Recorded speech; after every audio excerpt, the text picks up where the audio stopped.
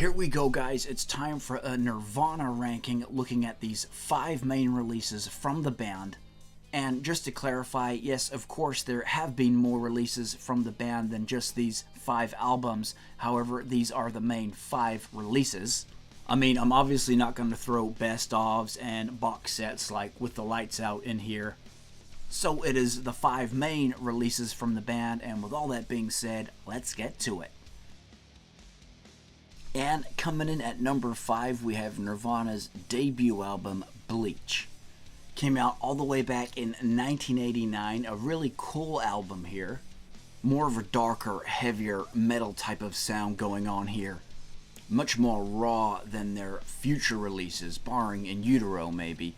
But it's even a bit more rougher around the edges than that album too. Which is good, it makes this album what it is. The first track, Blue, is amazing and could fit comfortably on any Nirvana record, really. Definitely right up there with all their best songs. Other standouts, About a Girl, School, Love Buzz, that was the cover song that they did. Great songs like Negative Creep, Scoff, and Swap Meet, some really cool riffage going on there. Love that riff on the start of Swap Meet. Chad Channing drums great on this album. Drums on the entire album, of course, bar 3 songs, which Dale Crover drummed on. But Chad drums great on these songs and helps make them what they are. And all in all, this is a solid debut from Nirvana. Some great songs on here. Songs that they would play throughout their entire career. Very cool album. That's Bleach. And coming in at number 4, it is the Unplugged in New York album. The set that they played for MTV in November of 1993. Such an amazing album, an amazing set they played that night. It is hard to have this one so far down the list, but there's just so much other good stuff coming up as well, so you gotta put it somewhere, right? I remember someone lent me a copy of this back in school, and I took it home, and I hadn't seen it before, not the entire concert, and I just watched it. I must have watched it over and over again. So many times repeatedly. A very amazing concert just to sit down and watch. Nirvana, they didn't play a ton of their hit songs this night. They were kind of raked over the coals a bit by MTV about that. They wanted them to play all their hit songs, but Nirvana did play a cover-heavy set this night. You know, they played a couple of their big songs like Come As You Are and All Apologies and stuff like that, but it didn't really matter what they played that night. Everything they did on this night sounded really great. Something totally different for the band. You're used to see them playing live, jumping around, jumping into drum kits and smashing their gear, and this was just like a total 180 for the band to be sitting down and playing quietly. But by God, did it work. This album is credited for getting a lot of non-Nirvana fans into the band. They heard songs from this record and that got them into Nirvana. You know, oh, these guys have a softer side too. And what can you say about the final song they performed that night, Where Did You Sleep Last Night? That's gotta be probably one of the best ever MTV Unplugged performances of a song that there's ever been on that format. Just totally blows you away, especially at the end of the song with Cobain just singing so raw. And yeah, unbelievable performance of that song. Really an amazing Nirvana release here that's Unplugged in New York. And we go now to the number 3 spot, and it's gonna be Incesticide. Now, this was a follow-up to the mega Nevermind album. So what you had here, you had some new songs going on, plus you had like outtakes and rarities and stuff like that. And all in all, what you got was this awesome compilation of songs and material, some that dated back to the Bleach era, just a whole nice mixture. 15 tracks, so a ton of songs. God, you had songs like Dive, Sliver, Stain, Been a Sun. That's your first 4 tracks. They did some cover songs on here which sounded amazing.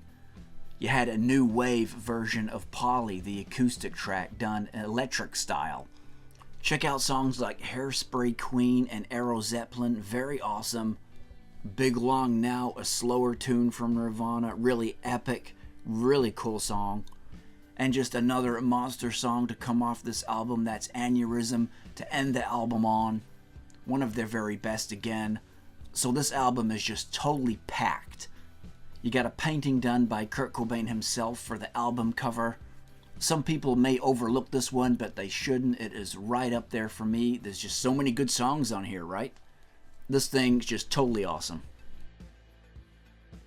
So which album's going to be number 2? Which is going to be number 1? Well, I've gone with In Utero for number 2. Anyone who's seen my Battle of the Albums video will probably have already known that. But honestly, these two could swap around day by day, really. In Utero could have just as easily been number 1. An amazing album. But for right here, right now, it's coming in at number 2. Obviously, this is just a total Nirvana classic. They went the opposite way than they did with Nevermind. Nevermind, maybe a bit more radio friendly. This one, just a total reaction to that, really, and the success of that album. And they went rough and raw. And did it work? Well, by God, it worked. Right from the opening track with Server Servants, that's just such a cool Nirvana track, right? Into the heavy riff of Scentless Apprentice, and then you've got, of course, the classic Heart-Shaped Box. Songs like Dumb, Very 8, Penny Royalty, Radio-Friendly Unit Shifter, another great song. They would often open their In Utero concerts with that song. Always loved the track Tourette's. It's just quick, fast, heavy, and to the point, and it's over before you know it. And All Apologies, just simply one of their very best tracks that they ever released, in my opinion. So this album maybe got a bit of criticism because it wasn't as radio-friendly as Nevermind or whatever, but that didn't bother the band at all. Kurt always said they made the exact album that they wanted to make. The band was very happy with it. And for me, this album really is, it's like a work of art. It really is. These songs, I mean, everything, you got the collage on the back that Kurt made, which literally is a work of art, but the whole thing just shows you how Nirvana could tweak and change their sound and still just be totally awesome. Totally different from Nevermind, and that's okay. And as I said, this album just has a great sound. Quite a legendary album. That's how I would put it. And as I say, could have easily been number 1. But now we do go to the number 1 album here on the ranking list, and it is Nevermind. The big blockbuster album that they released, which just totally changed everything, it seemed, in the music world. Turned the music world on its head. All the good things I said about In Utero, well, I can say just as many good things about this album as well. Smells Like Teen Spirit, when that one released, that just blew everybody away. But I mean, the songs on here, In Bloom, Come As You Are, again, one of their best ever songs in my opinion. Just the masterfulness behind that track, Come As You Are, yeah, amazing. Lithium, one of my top 3 Nirvana songs, easy, of all time. Polly, an amazing version here with an old broken down guitar. Just the best ever version of that song right here on this album. Territorial Pissings just, well, blows you away. 3 good tracks here too, which may be overlooked, with some very clever lyric writing in here, I must add as well, with Drain You, Lounge Act, and Stay Away. On a Plane, again, another very well lyrically written song. Worked very well on their Unplugged set too, that On a Plane. And Something in the Way, ending this big rock album with this quiet acoustic song. Damn, again, an amazing version, just the version of Something in the Way right here on this album.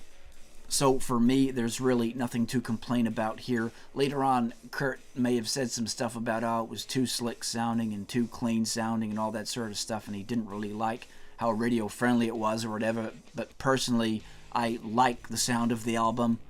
I think it sounds great. I think the songs sound great this way. They're heavy, they're produced well in my opinion, and as I say, no complaints with this album. Just simply put, amazing songs from start to end, and it is no wonder why this album sold so many albums and still touches different generations to this very day. Cannot say much more about this album than has already been said by everybody out there, so simply put, if you've never checked it out, you're been under a rock for like the last 50 years or whatever, go check it out. So there you go, guys. That's how I see it, ranking the 5 Nirvana releases there. The only thing that is really unfortunate here is they didn't have more albums that could go on this ranking list. They could have done so much more, but want to hear your thoughts and opinions down in the comment section below and how you guys rank it. You rank it completely different than I did, I'm sure. Some of you may be down a similar line, but we all have our own opinions. Opinions like a-holes, of course. We all have one.